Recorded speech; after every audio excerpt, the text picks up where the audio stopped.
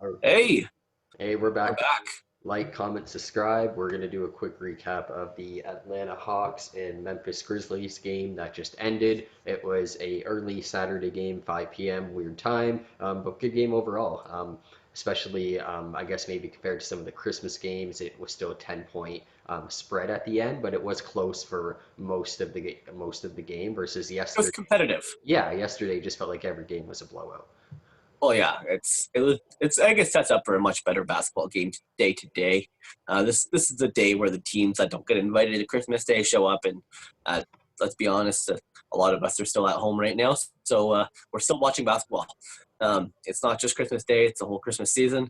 So it definitely sets up for a good night of ball tonight. Very competitive between those two young teams, though. This is really setting up the Eastern Conference versus the Western Conference of two of the most up and coming young teams for the next probably 10 years.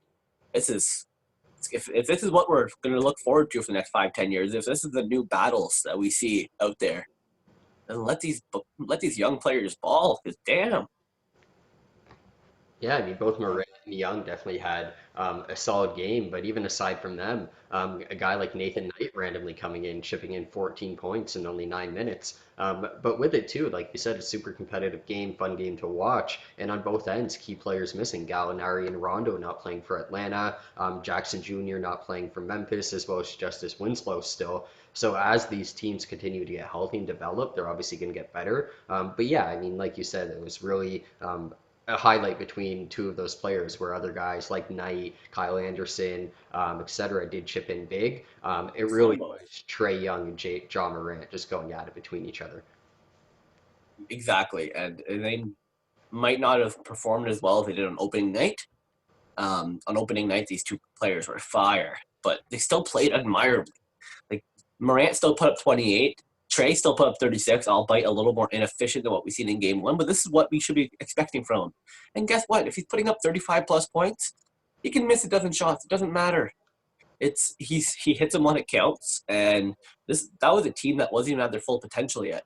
That's an Atlanta team that didn't have Gallinari, that didn't have Capella, still doesn't have Rondo.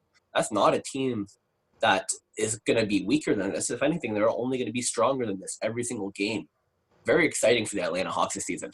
Yeah, I mean Bogdan didn't even have a good game. Neither did Cam Reddish. Both of them was shot. I believe it was 2 for 8 and 2 for 10 respectively. Yep.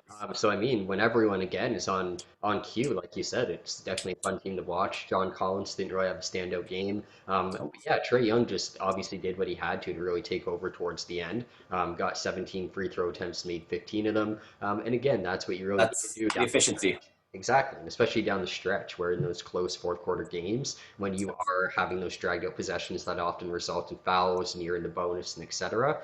You have a guy that can make those shots consistently. Not that Ja Morant can't, but Trae Young just happened to be the guy that took over towards the end more so, and he helped his team get the win a bit more in that regard. But both of them obviously look super exciting to watch. Look great. Yeah, one team 2-0, one team 0-2.